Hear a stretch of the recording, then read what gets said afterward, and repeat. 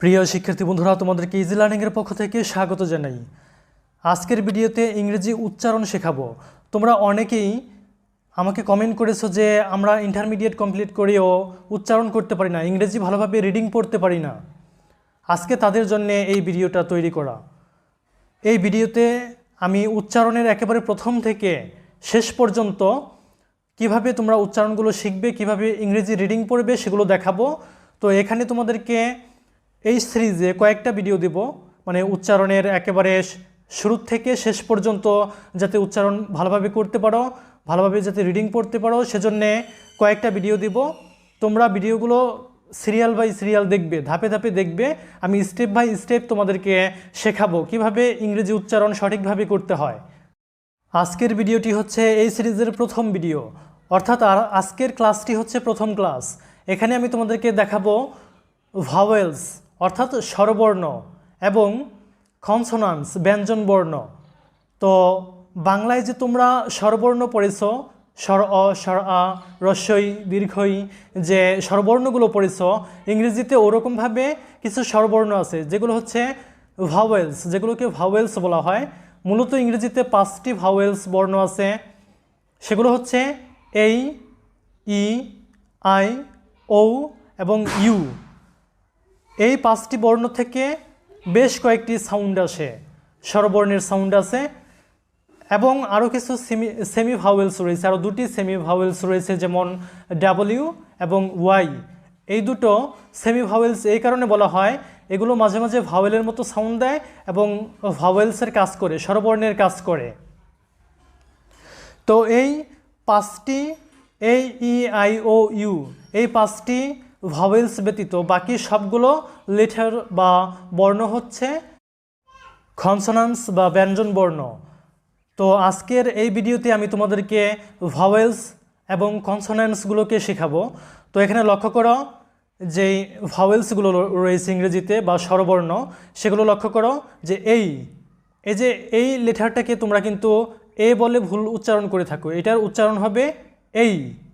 তো এই লেটারটির কয়েকটা সাউন্ড আছে, যেমন লক্ষ্য করো এটা মাঝে মাঝে এই এরকম সাউন্ড দিবে, আবার কখনো কখনো এ এরকম সাউন্ড দিবে, আবার কখনো কখনো আ এরকম সাউন্ড দিবে, আবার অ। আবার যদি তুমি এটাকে কার চিহ্ন হিসেবে লিখতে চাও তাহলে এটা হবে জফলা আকার এবং আকার। তো তোমরা কি করবে যে এই ভাওয়েলসগুলোর যে উচ্চারণগুলো এখানে দেখতে পাচ্ছ সেগুলো মুখস্থ করে নিবে। যেমন এইতে এই, এ, আ, অ, এবং কার চিহ্ন এইতে এ বা জফলা আকার এবং আকার, এবং ই। এই যে দ্বিতীয় যে বর্ণটি দেখছো, দ্বিতীয় যে ভাওয়েলসটি দেখছো সেটি হচ্ছে ই। এটার উচ্চারণটা বাংলা দীর্ঘ ই এর মতো হবে, এবং এটা আরও সাউন্ড দেয় এ, আবার কখনো কখনো ছোট করে ই, আবার কখনো কখনো আ সাউন্ড দেয়, এবং এটার কার চিহ্ন হিসেবে ব্যবহার করলে এটা দাঁড়ায় এরকম একার, আবার রস্বইকার, আবার কখনো কখনো আকার। তো তোমরা এটা মুখস্থ করে নিবে যে ইতে ই, এ, ই, আ, এবং ইতে একার, রস্বইকার এবং আকার। তারপরে যে ভাওয়েলটি দেখতে পাচ্ছ সেটি হচ্ছে আই, এবং এটার আরেকটা উচ্চারণ আছে যেটা হচ্ছে ই। এটা মাঝে মাঝে আই উচ্চারণ হয়, আবার কখনো কখনো ই সাউন্ড দেয়। আর এটার কার চিহ্ন হচ্ছে রস্বইকার, মানে ইকার, ই। তারপরে যে ভাওয়েলটি দেখতে পাচ্ছ সেটি হচ্ছে ও। এটার আরও কিছু উচ্চারণ আছে, যেমন উ অথবা অ, মানে স্বর অ। তো এটার কার চিহ্ন হিসেবে ব্যবহার করলে এটা দাঁড়ায় রস্যকার এবং ওকার। তারপরে যে ভাওয়েলটি লক্ষ্য করছো যে ইউ, এটির সাউন্ডগুলো দেখো। ইউতে ইউ, আবার উ, আবার আ সাউন্ড হয়। আর কার চিহ্ন হিসেবে ব্যবহার করলে এটার কার চিহ্নটা হচ্ছে রস্যকার এবং আকার। তো তোমরা কি করবে যে এই ভাওয়েলসের এই সাউন্ডগুলো মুখস্থ করে নিবে। এইতে এই, এ, আ, অ, এভাবে সবগুলো মুখস্থ করবে। 5টা যে ভাওয়েলস আছে এই ভাওয়েলস 5টার উচ্চারণ মুখস্থ করে ফেলবে এবং তারপরে আরও দুটি সেমি ভাওয়েলস রয়েছে। এখানে লক্ষ্য করো যে ডাব্লিউ এটা সেমি ভাওয়েল হিসেবে কাজ করে, মানে আধা স্বরবর্ণ হিসেবে কাজ করে। তো ডাব্লিউ এটা কখনো কখনো উচ্চারণ হয় উ, আবার কখনো কখনো রস্য, আর কার চিহ্ন হিসেবে ব্যবহার করলে এটার কার চিহ্নটা হয় রস্যকার। এরপরে দেখো যে ওয়াই, তো এই ওয়াই আই এর কাজ করে। আই ভাওয়েলটি যেরকম সাউন্ড দেয় ওয়াইটাও ওরকমভাবে সাউন্ড দেয়, আই সাউন্ড হয়, আবার কখনো কখনো ই সাউন্ড হয়। আর কার চিহ্ন হিসেবে এটা ইকার বা রস্যইকার বলতে পারো, রস্যইকার ব্যবহৃত হয়। এছাড়াও লক্ষ্য করো যে ডাবল ও এটা উ সাউন্ড দেয়, আর কার চিহ্ন হিসেবে এটার কার চিহ্নটা হচ্ছে দীর্ঘকার। এরপরে দেখো যে ডাবল ই, তো এটা দীর্ঘই এর মতো ই সাউন্ড দেয়, যেটার কার চিহ্ন হচ্ছে ইকার। তো এই ভাওয়েলস বা স্বরবর্ণের উচ্চারণগুলো তোমরা মুখস্থ করে নেবে এবং তারপরে দেখো যে কনসোনেন্টস বা ব্যঞ্জন বর্ণ, এই ব্যঞ্জন বর্ণের উচ্চারণগুলো আমি তোমাদেরকে দেখাচ্ছি।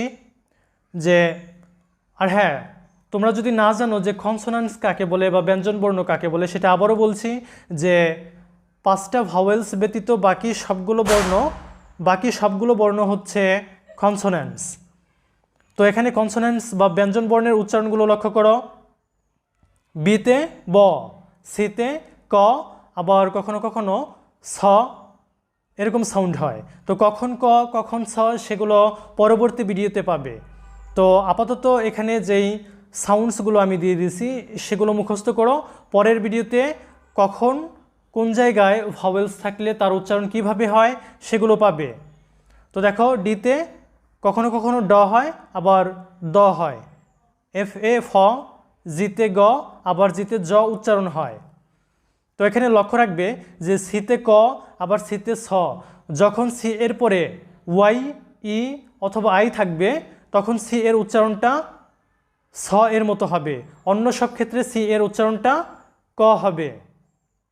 যেমন উদাহরণস্বরূপ দেখো সেন্ট, এখানে সির পরে ই আছে যার কারণে সির উচ্চারণটা সর মতো হয়েছে সেন্ট। সাইকেল, লক্ষ্য করো সাইকেল, এখানে সাইকেলের মধ্যে সির পরে ওয়াই থাকার কারণে সি এর উচ্চারণটা স এর মতো হয়েছে। আর বাকি সব ক্ষেত্রে মনে রাখবে যে সি এর উচ্চারণ ক এর মতো হবে। যেমন উদাহরণস্বরূপ দেখো খ্যাট, সি এই টি খ্যাট, এখানে সি এর পরে এই থাকার কারণে সি এর উচ্চারণটা ক এর মতো হয়েছে। এরপরে দেখো জি, জি এর পরে যখন দেখবে ওয়াই ই অথবা আই আছে তখন জি এর উচ্চারণটা সাধারণত জ এর মতো উচ্চারণটা হয়। যেমন উদাহরণস্বরূপ দেখো জেন্টল, জেনারেল, এখানে লক্ষ্য করো জির পরে ই থাকার কারণে জি এর উচ্চারণটা জ এর মতো হয়েছে, আর অন্যান্য ক্ষেত্রে জি এর উচ্চারণটা গ এর মতো হবে। এরপরে দেখো এইসে হ, জেইতে জ, খেইতে ক, এল এল, এম এ ম, এন এ ন, ফিতে ফ, খিউতে খ, আর এ র, এস এ স, আবার জ। এসে কখনো কখনো স এরকম হয়, মানে দন্ত স এরকম সাউন্ড হয়, আবার কখনো কখনো জ সাউন্ড হয়। তো জ সাউন্ডটা হয় মূলত ভাওয়েল এর পরে এস থাকলে বা দুটি ভাওয়েলের মাঝে এস থাকলে তখন সেটা জ এর মতো সাউন্ড দেয়। এরপর দেখো ঠি, ঠিতে ট, আবার কখনো কখনো ত, সাধারণত বাংলা বানানে ত লিখতে ঠি ব্যবহার করা হয়। এরপর দেখো ভি, ভিতে ভ, ডাব্লিউতে উ, আবার রস্যু সাউন্ড হয়। এক্সে জ, আবার ক এবং স এর যুক্ত বর্ণটা হয় জেইটে জ।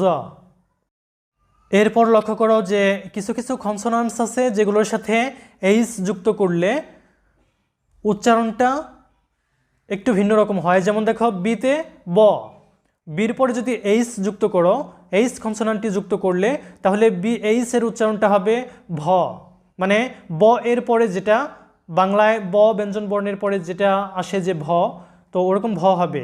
তো এরকমভাবে সি এইচে চ, সি ডাবল এইচে স, এবং ডি এইচে দেখো ডিতে হচ্ছে ড, কিন্তু ডি এইচে হবে ঢ অথবা ধ। জি এইচে ঘ, দেখো জিতে পড়ছো তোমরা গ, আর জির পরে এইচ যুক্ত করলে তখন সাউন্ডটা হবে ঘ, এরকম সাউন্ড চলে আসবে। যেতে তোমরা পড়ছো জ, যেই এর পরে যদি তুমি এইচ যুক্ত করো তাহলে উচ্চারণটা হবে ঝ, মানে ঝ সাউন্ডটা দিবে।